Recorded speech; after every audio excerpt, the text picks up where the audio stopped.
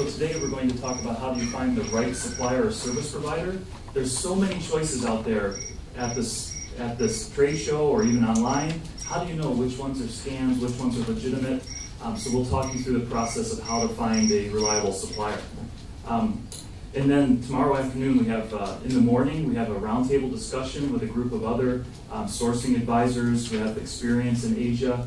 That'll be very interactive, so if you're free tomorrow morning, please join us. And later in the afternoon, I will carry on with what we start today in terms of finding the supplier with how do you manage the supplier. After you've found a good supplier, how do you ensure they get the right quality and don't steal your intellectual property, things like that. And because many of the members of the audience today are just getting started or perhaps buying at a small MOQ, minimum order quantity, we're going to do a special seminar just on strategies for buying at small volume. That'll be on the last day of the show. Okay, don't feel like you have to take a lot of notes down. You know, you're welcome to take pictures, record it, but also know that I'm taping it, so if you leave your card at the front desk, I'll send you the actual presentation as well as the video when it's all over at the end of the week. So if you can't make it to all of the seminars, know that I'm recording them and I'm happy to share. Also, I wanted to make a deal with you since we're talking about negotiations with suppliers. I'll provide all of this information for free. I won't make it a sales pitch. I hate it when I go to a conference and the person talks about how great they are and why you should pay them some money. That's not going to happen today. I'll let you behind the scenes, but in exchange, if I do a good job, please ask some questions during the Q&A, because the organizers, that will show them that I've engaged the audience, and I would love to come back to Australia in the future, so please help me by asking some questions at the end. In terms of the target audience, I was asked to present topics that are relevant for new to medium-sized buyers. New to experienced buyers. Generally, if you've been purchasing for a couple years, this will be applicable. If you're just getting started, it'll be very relevant. As most of the exhibitors downstairs are actual manufacturers, today we're going to focus our energies on dealing with manufacturers, but a lot of the topics that we talk about are applicable with trading companies, wholesalers even. Also, my experience has been with China, and most of my points are based on dealing with China, but they're certainly relevant. You know, what should be in a contract, how to set up a QC system. That's applicable if you're buying from India, Indonesia, Bangladesh, or China. So my experience is more with China, but what we're talking about is Pan-Asia. Okay, let's start off about managing expectations. I have a rule around the office: we don't hope. What I mean is, at the end of this trade show, yes? Excuse me, what's Pan-Asia mean? Oh, across Asia, my apologies. Thank you. Yep, and so with the don't hope, meaning if you, at the end of this 3 days at the trade show, you walk away and you're saying, I hope that supplier was the right one. I hope they understand my quality. I hope they ship on time. You've already lost the battle. If you have to hope things are going to come together, it probably won't in Asia. So my experience is, how do you not have to hope? How do you set up a system, a regimented checklist for what needs to happen in order to meet an agreed ship date or quality spec? So today we're going to talk about how you don't have to hope, that you can actually put a system in place. And that brings me to the next kind of code of conduct, that in Asia and China in particular, nothing is easy, but everything is possible. What I mean is, it takes a lot of work to describe exactly what you want in terms of quality, lead time, product definition. But if you make that extra effort, then certainly anything is possible. To give an example of just what's possible, I started my import-export agency over 16 years ago in Shenzhen, China. I had one part-time employee, and I borrowed $2,000 from my parents, and that was in 1999. Today I have over 110 employees that work directly for me in China. We're responsible for managing over $250 million worth of supply chain for my customers who sell their products onto these famous retailers. So without making an advertisement, I'm basically a sourcing agency where my employees help manage the supply chains of my clients. Now, you might be saying, hey, this guy's not Chinese and he doesn't sound Australian. What is he doing here giving a presentation on Australian companies doing business with China? Well, a large percentage of my clients are in Australia, so I'm responsible for helping them find and manage the suppliers in China. And I've dealt with everything from, for example, knives to, weaponry to toys, from car parts to, what have we done recently? We've done sex toys and church pews, different customers, but a wide range of products. So a lot of things are being made in China, and certainly textiles and fashion products, we've done that as well. Okay, so that's a brief introduction to my background. Now, everybody wants to go, let's go direct to Asia, but what does that mean? Does that mean factory direct, dealing with a wholesaler? I know some Australian buyers that fly to China once a year, buy a bunch of products at the retail level, and come back to Australia for sale. So yeah, that is an Asia direct, but today we're really going to focus on factory direct buying. But before we start getting into the details of how do we buy factory direct, I think it's important that we realize that there are different strategies for different tiers. For example, the strategies for setting up a quality program with a factory are radically different from buying from a Chinese wholesaler or an Asian wholesaler. So just as a bit of a background, they may all look like Asian suppliers, but which ones are trading companies? Which ones are wholesalers? Which ones are factories? Certainly in my part of Asia, in China, when you say, are you the factory? Often they say yes. When you and I are thinking, do you own the factory? They're answering, do they have a relationship with the factory? So, if it's important to go factory direct, I'm going to give you some tools today to confirm that supplier is actually the manufacturer.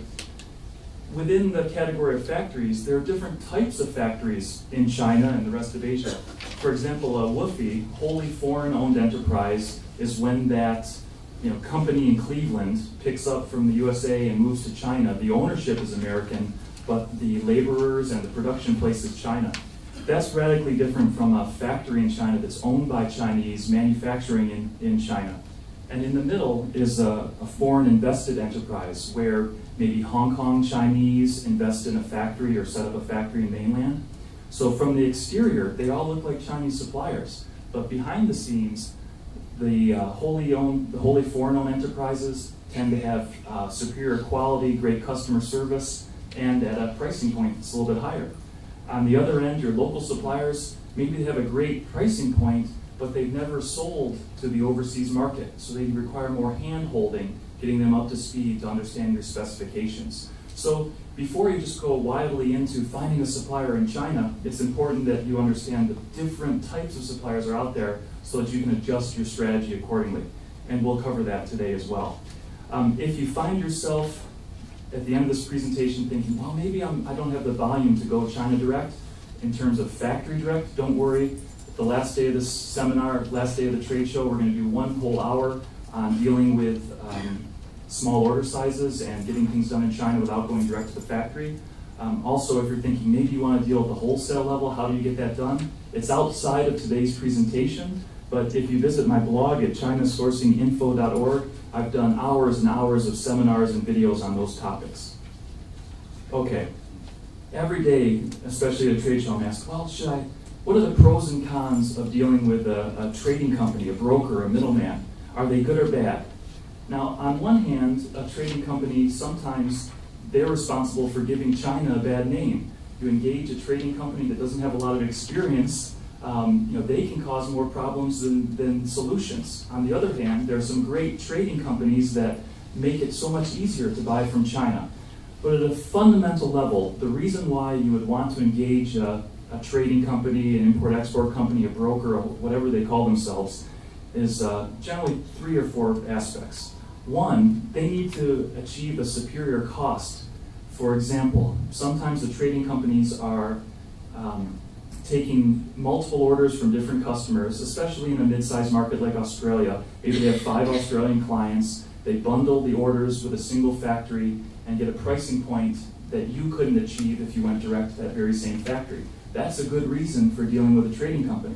Unfortunately, a lot of trading companies know that, and they will say, because of our superior buying power, we can leverage our relationship with the factory to get you a great price. Sounds excellent, but if they've never purchased the product before, and you're the guinea pig that they're going to take your order and build a factory direct relationship, you may as well do it on your own directly. So when you're dealing with a trading company or an agent, make sure that they can prove to you that they have real experience dealing in the product categories you want to buy. Another reason for dealing with a broker or middleman is that they can control the quality better than you can if you purchase direct from the factory. Generally, at the end of the day, the reason you might want to pick a trading company rather than a factory is they'll put guarantee or provide a warranty. If you're dealing with a trading company that actually has a written warranty and something goes wrong, you can maybe go after the trading company a lot easier than some manufacturer on the other side of the world.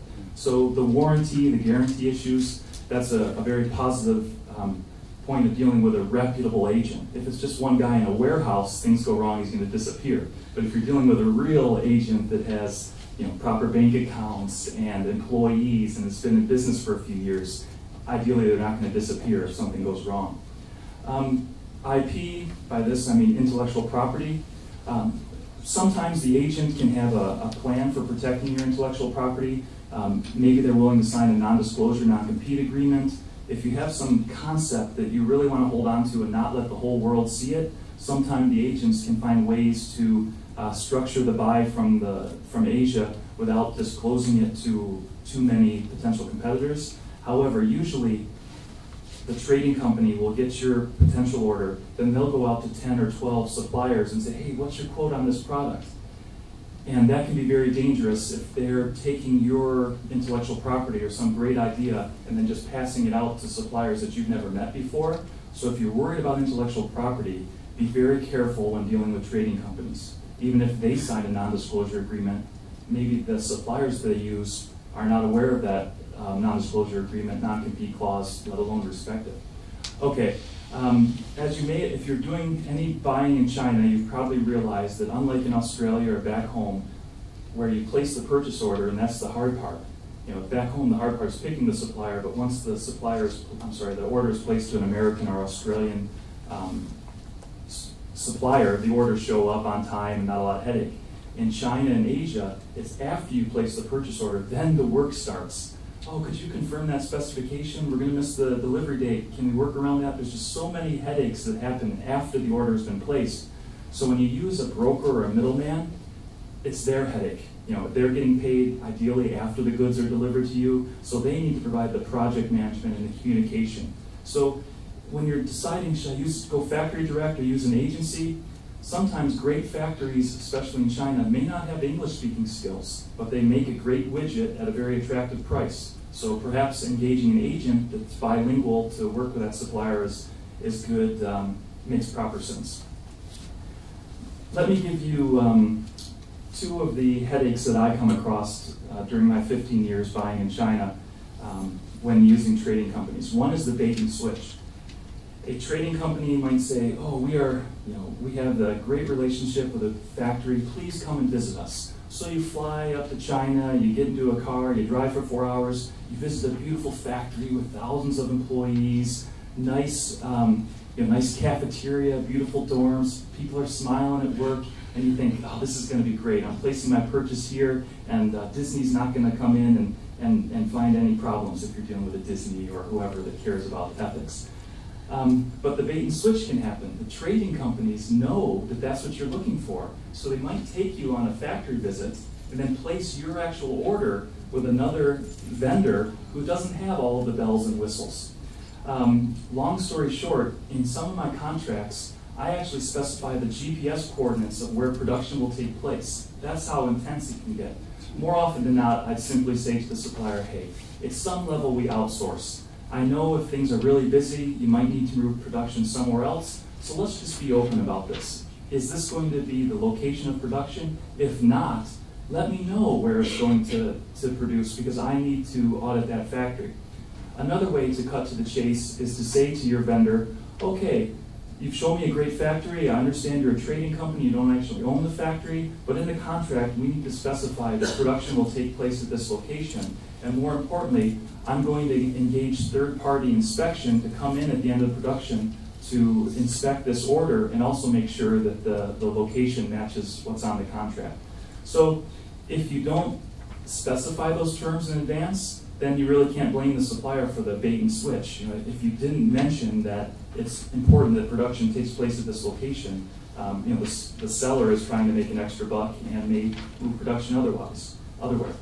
Okay, also when dealing with a trading company, what really made me mad when I first came to China was I hired the sourcing agent and I thought he worked for me. Later I found that he was making a commission from the factory as well.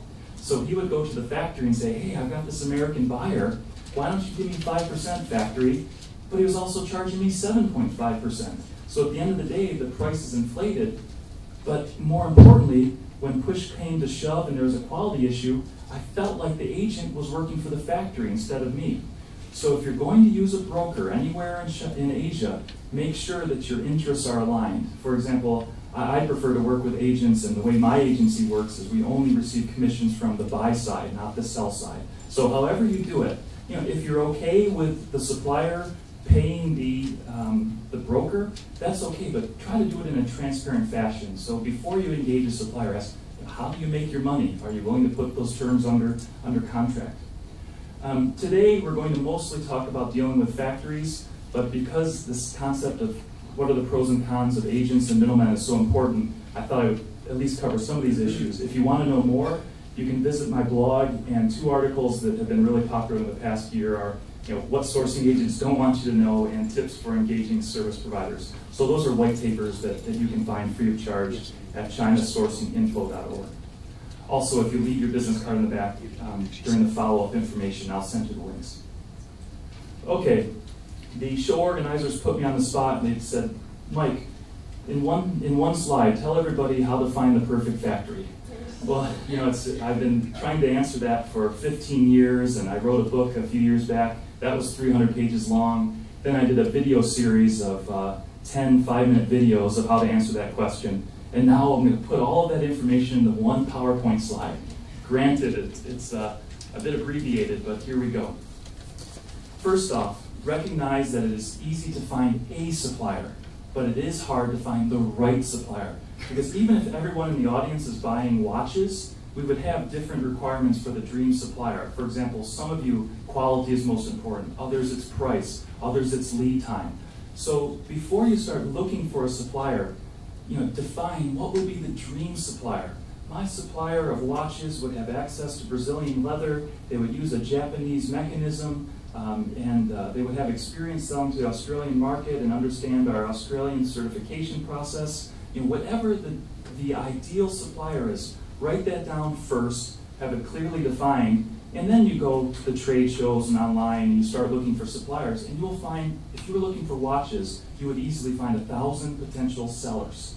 In China alone, there are 1 million registered manufacturers.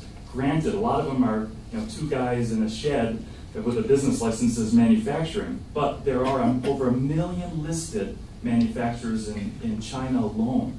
So it's not about finding a supplier, it's finding the right one. First step, what's important for you? The access to raw material, the production equipment, the size of their facility, whatever it is, and whatever for you, write that down.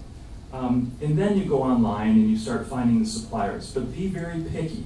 And for the worst thing you can do is find 15 potential suppliers online based on your attributes and send them all an email, what's your price?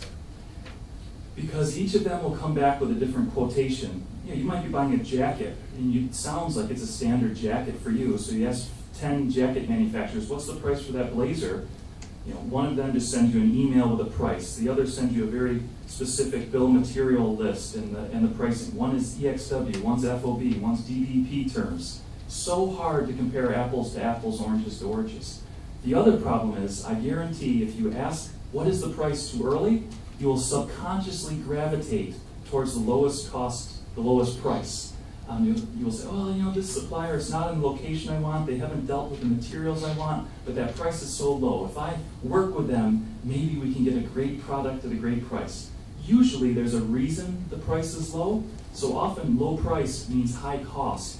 After you include the cost of setting up quality systems, making sure the product meets your standards, shipping 10 samples back and forth because they couldn't get it right the 9th time. So don't focus on price too early. Focus on the ideal supplier in terms of their attributes. Then get it down to maybe, 3 to 5 and start asking about price. you'll find that if you're the type of customer that walks around the trade show and the first thing you ask is, how much is this? The supplier is already thinking that you only care about price. So what will happen is, especially in China, you will agree on a price, and then the supplier will adjust their quality accordingly to meet that product. I'm sorry, the quote level. So I would encourage you to focus on what's important with a supplier: lead time, quality, non-compete clause, respect of your intellectual property. Find a couple good suppliers and then ask about price.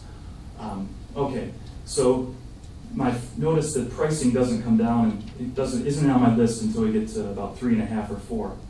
Now, after you've narrowed it down to 2 or 3 potential factories, we're talking about finding a factory, not a wholesaler in this case. Then it's time to do some auditing, because while auditing is not expensive, it is hundreds of dollars per factory per day. There are auditing firms that I can introduce after the seminar. I think on the list here, I put a couple of the endorsed service providers that I've used. So know that inspections and auditing, it's almost a commodity. A couple hundred US dollars, Australian dollars, you can get it done. But you don't want to audit 15 factories if you don't have to. So narrow it down to 2 or 3, then do a proper audit. If you're worried about social compliance and it's overtime being paid and underage workers, then an audit is essential before you place a purchase order. A common mistake that new buyers make is your customers are pushing you. They've seen your product, they say, hey, let's get this order out by Christmas, we're ready to go, dangling the money in front of you. And so you've just found a supplier and say, I'm going to make so much money. You place the big order to the supplier, and then something goes wrong. It ships a week late, or they got the material wrong. I've seen that put so many new buyers out of business. So I encourage you to first do a test order. If your customer is saying, no, we want it now, step back and say, look, we're developing a new supply chain. I respect that you want to have it fast, but let's do it right. I'm sure your customers would appreciate it if you deliver the right product at agreed price and quality, rather than rushing it and messing up the supply chain. So take things slow, definitely do a test order, and then the final step is the full order. Okay, there's 15 years worth of sourcing in the conference. Any questions? No, I'm kidding. We still have 40 minutes left. All right. So, Just ask a quick question. Please. With the test order, is the factory going to be happy to make a small run though? Yeah, good question. So the question is, will the factory be happy to make a small run? And as we'll talk about later in the seminar, I think tomorrow, as buyers, we need to be perceived as a good buyer. I'm not saying you tell the supplier you're going to order 1 million units if you're only planning 10,000 units, but we need to sell the supplier on why they should be doing business with us. For example, oh, Mr. Supplier, I see that you don't have any customers in Australia. Let me be your exclusive partner. Granted, it's not the biggest market in the world, but we have very high quality requirements, and if you can keep us happy, I'm sure the Canadians and Americans will be happy with a similar product, so we can train you to be a better supplier. Additionally, we pay on time here in Australia, we respect contracts, so even if you're not the biggest buyer, you can build a relationship that's exciting for the supplier, and also tell them, okay, we realize a test order is small, but they understand that a test order is a test, and it also, the last thing the supplier wants is to get it wrong, and then you say, hey, that's not what I wanted, I'm not paying you. So the test order also works to their advantage. Okay, here's a big question that everybody asks, is my supplier legit? And you're really asking 2 questions within that question. One, is it a legit business? Are they a scam? Do they have a business license? Are they reputable? Are they going to take my money and disappear? That's one aspect of, are they legit? The other aspect is, do they have the legitimate quality or production systems in place to make my watch or my apparel, whatever? So within that question of, is my supplier legit, let me give you some inexpensive tools, and then I'm going to give some free tools later. But let's talk about the inexpensive ones first. When I started my business over 15 years ago, I really didn't understand the difference between auditing and testing, inspection. I just would call it QC. I think as there are a lot of new buyers in the audience, I think it's important that we address how to use auditing, inspection, and testing. Because without doing some auditing, there's no way to determine if the factory is legit or not. So as I mentioned earlier, the 2 kinds of audits, you have a factory audit, which confirms, does this factory or seller have the right people, the right skills, the right process and equipment to make the product I want to make. The next is the social audit, overtime, insurance, workplace safety. And we've heard of buildings collapsing and fires happening where the doors are locked. It's gotten a lot better in the past 5 to 10 years, but it's still a bit risky out there if your brand will be associated with what happens at the factory. So the good news is audits can be under $500, social audit can be under 1,000 Australian dollars. So it's money well spent in my opinion. So an audit is of the factory. Testing is of the sample. For example, if you're dealing in watches, you would ask the factory, okay, give me a production sample, then you take that watch, you send it to a laboratory that has been approved by the Australian government, and you verify that there's, in that sample, that there's no chemicals in there that would harm the skin, that there's no pinching points that would cause a baby's finger to get hurt. So testing is essential because you're the importer of record. If God forbid that product you bought from China, imported to Australia, hurts somebody, the Australian lawyer is not going to sue some factory in Zhejiang. They're going to go after you because you're the importer of record. So it's up to us as buyers to make sure that our product is tested to be safe. So audit the factory, test the product, and then inspection is to make sure that the production run matches that sample that was approved at the laboratory. So in theory, you place an order, production starts, you or an appointed agent comes into the factory, sees your production, takes a piece at random, and then makes sure that it meets the pre-agreed requirements. So auditing, testing, and inspection are very different. Is the business legit? Are they a scam? Some of my customers that are placing millions of dollars, we actually hire investigators that get a job at the factory as an employee and work at the factory from the inside and then report to us, what's it like working at this factory? That costs thousands of dollars a day. Gives me a lot of transparency, but it's probably overkill for most of us in the audience. But know that you can really go that far to establish transparency. Probably more applicable is some basic due diligence. The beauty about communist China is that there's paperwork for everything. For example, because of in the US or Australia, it's very hard to gather information about how much tax has been paid, what is the reputation, any lawsuits. But because all of that is, granted it's not easily available, but the central government gathers all of that data, if you know where to look, you can get a lot of really intense information about the supplier. How many years have they been in business? Who's the actual owner? Have they moved? Where are they exporting to? All of that is on the record in China. So if you find someone that does the due diligence, for a couple hundred Australian dollars, they can gather that information. It might be 6 months old or a year old, but if the factory is saying, we've been in business for 12 years, we have 2,000 employees, and we import $1 million US every month. If that's important for you, if you're basing your decision to place a purchase order with this factory on that information, you need to verify it. So, you don't have to just take everybody for their word. You can actually do this due diligence. Quick question. Once you've established a supplier, can you ask for references, or can you ask to check who they deal with, or so you? Can you ask for references in the question? Bam! Ask for references. Good point. So here are some free tools. So these tools cost hundreds of dollars. These tools are free.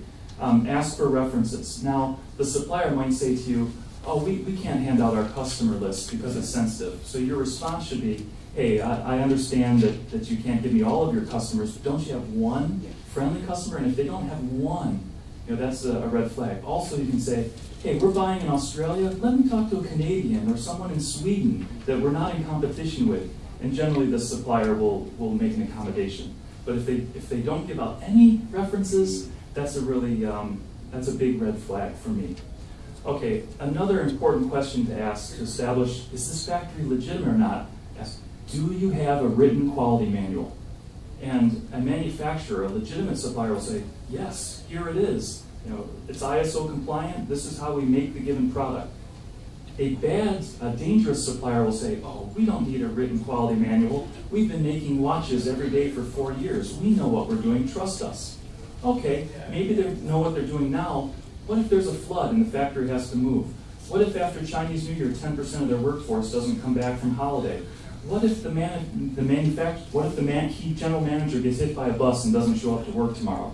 You know, factories can change from great to horrible overnight when they don't have a written manual that describes to each and every employee in the system, how do we make this watch? You sit down at this workstation, here's a go, no gauge, here are the tools you use. You know, this is just standard manufacturing practice in places like Australia and America, but in China, sometimes the focus is on getting the orders and sort out how to make the product later. So if a factory doesn't have a written quality manual for how they make your product, that's a giant red flag. Now, we do have some handouts today, but the quality manual sample that I have is about 20, 30 pages long, so I couldn't print it. But if you visit my website at PSS China for Passage Maker Sourcing Solution, which is PSS China, and look under, I think it's under About Us or Resources, you will see PQM, Product Quality Manual, and it's a template. So when you ask the supplier, hey, show me your quality manual, and they give you something, compare it against this template to see if it's accurate or not. Okay, and if you leave your business card in the back, I'll send you all these links and things, so don't stress out. Okay, I was asked to deal with what are 4 common mistakes that new or relatively new buyers make at trade shows like this. So here are 4 of them. First is the golden sample. Now, when you go to a trade show to exhibit your products, I bet you take the best stuff that you have to offer. It's a trade show. You want to put your best foot forward. So do the factories here. So the exhibitors probably brought their best samples that they have. Maybe it's a prototype that they've been working on. Who knows if it's actually been in production yet? So when you say, give me a sample, that's very dangerous because they might be giving you a sample of what they think they can make if they get your order. That's a lot different from give me a production sample from a customer that has ordered something similar in the last week. And if the supplier says, oh, we need 2 months to get you a sample, yet it appears that they make this product every day, that's a big red flag. So I'll give you an example. My team had sent out some samples to 15 factories one year, and then our customer decided they didn't want to order that year, that they were going to put it off. So the next year, we're contacting the same group of suppliers, and we said, we're here to buy, well, in this case, it wasn't watches, but let's say watches. We're here to buy watches, send us a sample. 2 out of those 15 suppliers sent me back the sample that I sent them a year ago as to show me what they could make. So that ties in with the next question. Don't ask, can you make this? Ask, have you made this? If you ask me, can I make the space shuttle? Yeah, with a bigger budget and enough help from NASA, I can make the space shuttle. That's a lot different from, Mike, have you made the space shuttle in the last 6 months?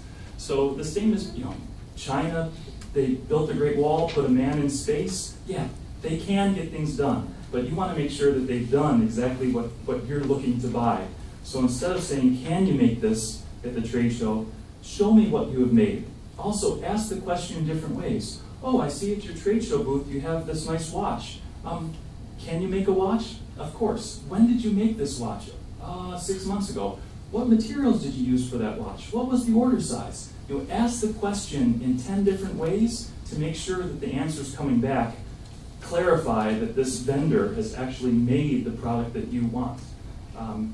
I know plenty of factories that have started by going to a trade show, getting an order from a customer, and then going back to China to build a factory around that order. Very dangerous if you have lead times or quality concerns and they have to get it right the first time. Okay, next is the problem of not understanding that Incoterms and payment terms are different. So it's a little bit outdated. This is, I think, 3 years old. But the chart on the right defines when does ownership transfer. Incoterms. For example, if you buy EXW, that means you take title to the goods at the factory's door in Asia. You're responsible for paying local taxes, organizing two guys in a truck to take it from the warehouse and bring it to the factory. You really have to roll up your sleeves to get that done. The other extreme would be something like DDP, duty delivered paid, where the supplier is responsible for delivering it to your door here in Australia. Both can be dangerous. Let's talk about EXW first. You might be thinking, okay, what are the terms? The supplier says, what's the common one? FOB, nearest port, freight on board. And you might think, okay, that's great. The supplier will be responsible for delivering it to the boat, and then I take ownership and I pay them. So you're thinking that transfer of ownership is also the place where payment is transferred, would seem logical, but often the supplier might be thinking, well, I need 100% up front to even start the order, and then the customer can take title to the goods when it's on the boat under FOB. Long story short, it's really embarrassing when you think you've had an order going and you're ready to, you want to deliver it to your customer next week, and then you call the factory for, hey, what's an update? We haven't started production. We haven't received your deposit. Well, I thought I was paying FOB terms. Long story short, ask the supplier, what are the payment terms, and then what are the Incoterms? These are two different items, and they're both up for negotiation. The danger with buying EXW, as I mentioned, you're responsible for getting it out of the country, which can be very complex. Also, if you ask 4 suppliers downstairs, quote me your price. Let's say they all say $7, but one is DDP, the other is EXW. And you're not comparing apples to apples, because usually the EXW price is very low because it doesn't include the logistics and the customs clearance and the duties. So to make your life easier, ask all of your suppliers, whether they're in India, Bangladesh, or China, say, quote me FOB nearest port. You know, that's a lot fairer than saying, quote me FOB Hong Kong, which wouldn't be fair to your Indian suppliers and wouldn't even be fair to your northern Chinese suppliers, potential suppliers. But you can ask them all, quote me FOB nearest port. Also, you might be thinking, well, I'm new, let's make it easy for the supplier.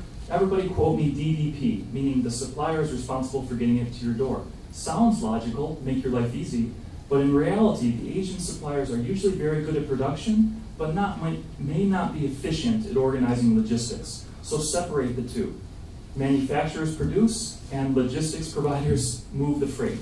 Luckily, in a mature market like Australia, dealing with so much business in China, you will have no problem going down to the nearest port where you want to import this product and saying, I need a freight forwarder in Australia that has connections in China that can organize the delivery to my door here in Australia. So find a good logistics partner, find a good manufacturing partner, and buy FOB. You know, granted, if your orders are huge, over a few $1 million, maybe buying EXW makes sense, but for most of the people in the audience today, you know, FOB port, is port's important, is the way to go.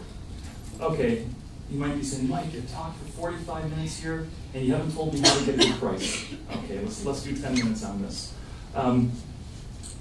I was asked to present a little bit about what happens when you go to the factory. And I've stressed that it's important to establish a factory direct relationship if your order volume is there, and the logical way to do that is to go visit the factory. You've all heard about how important it is to build a relationship with the supplier. So let's talk about what happens when you fly, in this case China, you fly up there, you land, you get in the nice car, you're picked up at the airport, you go visit a factory down a dusty road, you know, everything's nice, ISO compliant, great price, Mr. Wong is a pleasure to deal with, but now you've got to start talking about price. So here's what will happen. Generally, you'll get to the factory. Chinese can be very great hosts. You're placing just a few $1,000s, but they have a beautiful spread at the dinner table, and you've been invited to a nice restaurant, and there's all sorts of exotic animals to enjoy, and you know, you really feel like you're a guest of honor. So how do you take advantage of that situation? First, orient yourself towards the decision maker. What usually happens, especially with Australians and Americans, is we try to build a relationship with the person that speaks English. Generally, the person at the factory that speaks English, or the most fluent in English, was an exchange student. Maybe they're the young sales girl that has only been there for 6 months. She might leave 2 months after your order is placed. So if you've gone all the way to the factory, try to find out, you know, who is the decision maker. You'll see the cards. Generally what will happen is that this round table that you're at, to your left will be the translator, to your right will be the most senior person from the representative of the factory. You'll be sitting with your back to the wall and your face to the door, which is the seat of honor, and the hierarchy will go from your left to your right around the round table. So even if you don't know that, you can just look at the business cards and see who is important here. And unless you brought your own interpreter, then you would use the interpreter to help you, the factory's interpreter, help you build a relationship. maybe Mr. Lee doesn't speak English, but you would say, you would look at Mr. Lee and explain, Mr. Lee, we've traveled all the way here from Australia. It's a pleasure to visit your factory. And then let the interpreter translate for you. But don't do it kind of the American way, which is to talk to Mrs. Wong. Hey, Mrs. Wong, tell Mr. Lee we're so happy. 15 minutes later, she says to Mr. Lee, yeah, they're happy to be here from America. You know, that's not what I wanted to convey. So, you know, really do it sentence by sentence. Let the translator translate, but look the person that has the decision-making power. Also ask, you know, who's in charge of engineering? If you're at the factory, you know, ask some questions. Who's the lead engineer? Who handles the payments? Will I have a dedicated account manager? Who do I talk to get updates? Factories, regardless of where they are from in Asia, are really good at getting the order, but not so smooth in terms of giving you updates or providing feedback. Sometimes as buyer, the only time we get an update is when we ask and push for it. So, you know, orient yourself towards the decision maker, whether you go to the factory or not. Also, this is particular for China, have a Baijiu backdoor. Baijiu is this really strong white liquor that sometimes my suppliers even bring it out at breakfast if you're dealing with northern Chinese suppliers. You know, I like to drink as much as the next guy, maybe a little bit more, but this stuff is really strong, so be careful. It's not like, you know, you have to drink with the supplier, but sometimes the suppliers, maybe it's the first time they've been dealing with an Australian, they don't know your culture, they're a little bit nervous about their English skills, so sometimes when they have a few drinks, they open up a little bit more, so it's not like they're forcing you to drink. Also, if I don't feel like drinking that day, you know, because I've gone to meetings where, wow, there's a lot to drink, but now we have to sign a contract. I need to stay sharp. You know, just say, hey, you know, I don't drink, or you know, for religious reasons, and they won't feel upset or hold it against you. But don't do this. So now we're back to that negotiation table at a restaurant for dinner or lunch. There's maybe one or two of you from representing the Australian side, and the sales girl is over here, the general manager is over here, sales team leader, engineering supervisor, vice general manager, mayor's representative, and it goes around the room. And you'll see this small bottle of liquor in the middle of the table. This is Baijiu. And what inevitably will happen is that the youngest person sitting to your left will say, oh, you've traveled all the way from Australia, long journey, we're so happy to have you here talking about orders, would you have a small drink with me? And you look at this little glass and say, oh, no problem, Ganbei. Okay, cheers. 5 minutes later, that the sales girl's supervisor says, thank you for coming all the way from Australia. We're so happy to have you here. Can I have a drink with you? And he's going to lose a lot of face because you already had a sip with his subordinate. So he said, all right, it's a small glass. Ganbei, cheers. Then you realize there's one of you and 12 at the table. And you know that can get really messy. I even had a customer, I'll tell us in a minute, he's a good one from Australia. All right, so how do you avoid that? Like I said, you know, if you're a big drinker, you know, go for it, but don't feel like you have to drink to get business done in Asia, especially China. My Baijiu backdoor is that I want to participate, but not over-participate. And what I mean is I will bring some strong liquor from back home that the Chinese side feels just as disgusting to them as Baijiu does to me. So, oh, would you like to try some Jim Beam from American? Here's a bottle. I was just in business in Mexico. Have you had Jose Cuervo before? And so suddenly the endless rounds of shots stop. Yet I participated. I've given them something. So, you know, whether it's a bottle. One of my Australian customers, he brought the OP, the Bundaberg rum. That really made things even really quick. So have a Baijiu back door with you. We talked about using translators. As you can tell, I get excited about these issues and perhaps speak too fast. So when you're at the factory, you know, really slow down, prepare your key terms. If you're using a translator and you're dealing in something technical, you know, write out the vocabulary that you're going to use. Maybe even let that translator know your general strategy, and ask that translator a few questions. Do you really understand what is Timex, or what is mechanism, or do you understand these various terms that are specific to your product? So make sure that your interpreter is up for the job. I encourage you to bring your own interpreter. I don't mean bring someone from Australia that speaks Chinese, but when you're on the ground in China, any major hotel, any local university, you can find a pretty good translator, and now they work for you. Here's a real example. I don't always let my suppliers know that I speak Chinese when I go into the meetings, and this happened one time. We were talking, and I wanted to get, my question was in English, what is the lead time for this order of watches? And then I sat back, and I remember it vividly. The quality manager for the factory said in their internal communication, because I didn't know I was listening, said, we've never bought these raw materials before. How can we offer a lead time when we don't even know how long it will take to get from the sub-supplier? Then I remember the general manager saying, we need some orders in America. Let's get a good lead time that gets the business. And then the finance person said, well, as long as they pay in advance, who cares what the lead time is? And the sales girl said something along the lines of, well, at the trade show, everyone was saying 15 days is the norm. What did their interpreter tell me? 15 days, Mr. Bellamy. Of course. So when you have an interpreter that works for you, they're listening about what's going on, not just in the one-on-one, but what are the people on the production floor saying? So I really encourage you to have some of the language skills that are on your side, whether it's your own employee or somebody that you hire for a day just to assist. Probably most important, relax. I don't want to scare anybody away. Relax. You're the buyer. The money's in your pocket. The supplier is actually more worried than you are about what food you like, and you can use chopsticks, how to communicate. Really, it's as the buyer, you can relax, and you want to understand the situation, but you don't have to be a Chinese expert in language or culture or business to get things done in China because the money's in your pocket. Okay, here's a little bit of a trick. I mentioned that you can use a Laowai like me that speaks a foreigner that speaks Chinese to your advantage, and you might not always want to let it be known that you have somebody on your team that speaks Chinese that doesn't look like they're Chinese. But more importantly, don't assume that just because someone on the Asian side isn't talking in English that they don't understand. Often, because of the education system, especially in China and other countries in Asia, there's a focus on reading and writing of English, but not speaking English. So a lot of my suppliers, sometimes they're kind of nervous to speak up, yet they understand exactly what I'm saying.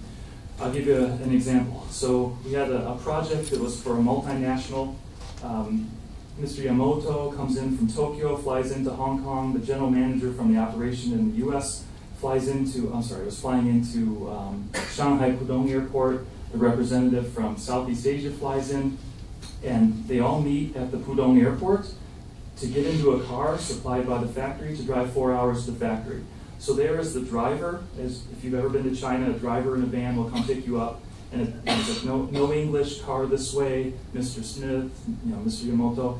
And so the buyer's representatives get in the car, and for 4 hours they need to drive out to Zhejiang province, and they haven't seen each other for a while, so naturally they're going to talk about how's business and what's the negotiation strategy for tomorrow's meeting with the factory. So the factory discussion starts, and it's like the Chinese side had the game plan. Like, how did these guys know what we were going to negotiate?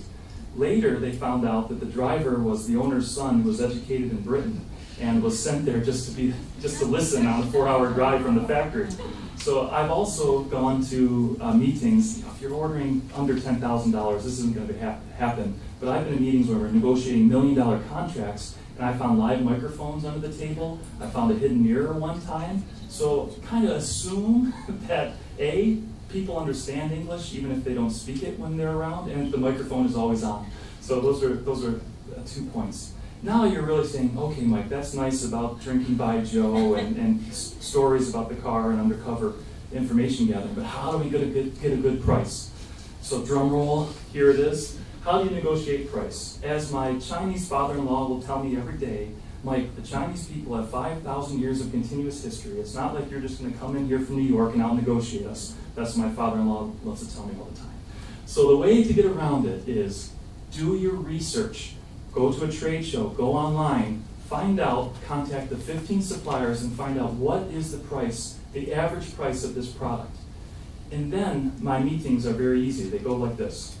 Mr. Lee, I've enjoyed those Baijiu shots with you. It's a pleasure to come out to Zhejiang and see your factory. Our children are now pen pals. We're building that relationship. Would you like to come to see Niagara Falls in the U.S.? What I'm saying is now we're friends. But Mr. Lee, my coworker, according to our protocol, needs to get some alternative quotations, and we found another factory run by Mr. Wong making a very similar product to yours. I would say ideally at the same quality level. However, he is 6.3% less than you. Can we split the difference and do some business? Now, as soon as your supplier knows that you know what they know, the negotiation is over pretty quick. It's almost a take it or leave it. But if you're going to kind of shoot from the hip and you go to Mr. Wong, your quality's not so good. I think I can get this for 50% less than you. And Mr. Wong knows that you don't know what you're talking about. You're going to lose that negotiation every time. So the only way to out-negotiate your Asian suppliers is to out-research them. Meaning, know what the average price is. What is a reasonable price for your product? It's not like, I remember when I was a kid, we went to Mexico, and the rule was that if they say $1, you say 50 cents, and you split it in the middle. There's no rule like that in China. The way that suppliers in certain parts of the country negotiate is very different from other parts of the country. What's true in China is not true in Bangladesh or other countries. So there's no rule of thumb where they say 100, I say 90, and split the difference.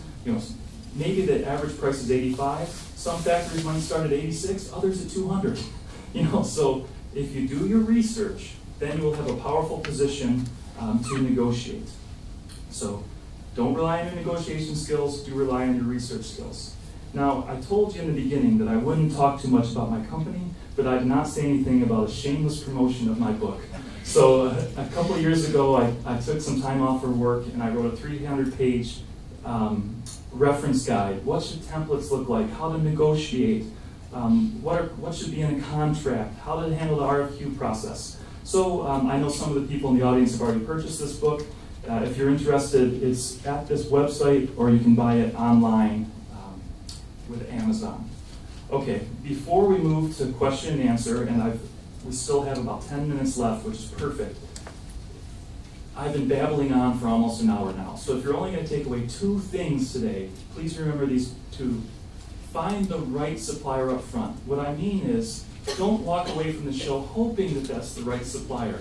You need to really be sure. Yeah, they understand the specifications I want. I can communicate with them clearly. They have the lead times are reasonable. They've sold to Australia before. They understand our market. They're going to offer a warranty.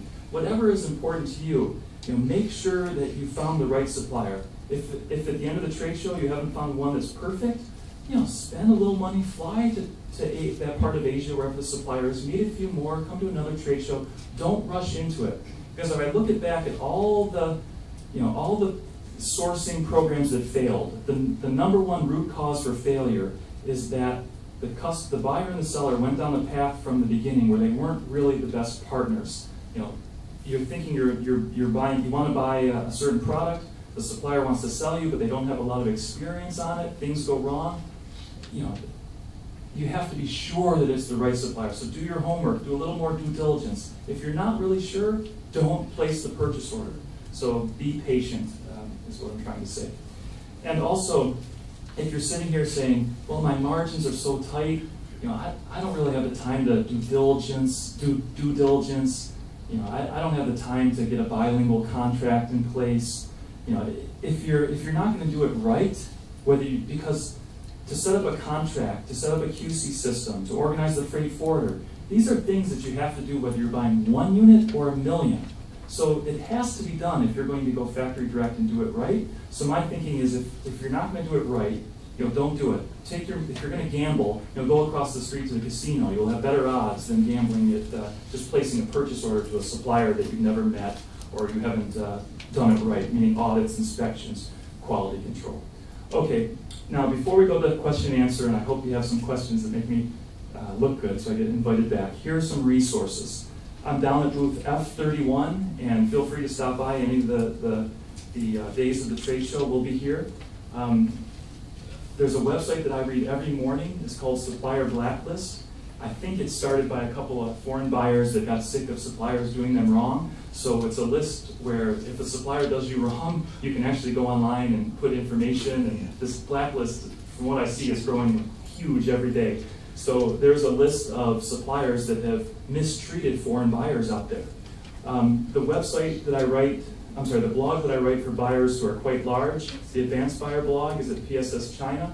At the very top is the blog that I write for buyers who purchase maybe under $100,000 US per order, down to just a few thousand. And then if you need help, all the companies that have supported me, like lawyers, engineering firms, logistics providers, I put a list of all the companies that have helped me at sourcingservicecenter.com. And some of those, I think on the back of the handout, are the list of the service providers that are on that website. And here are the takeaways for the show.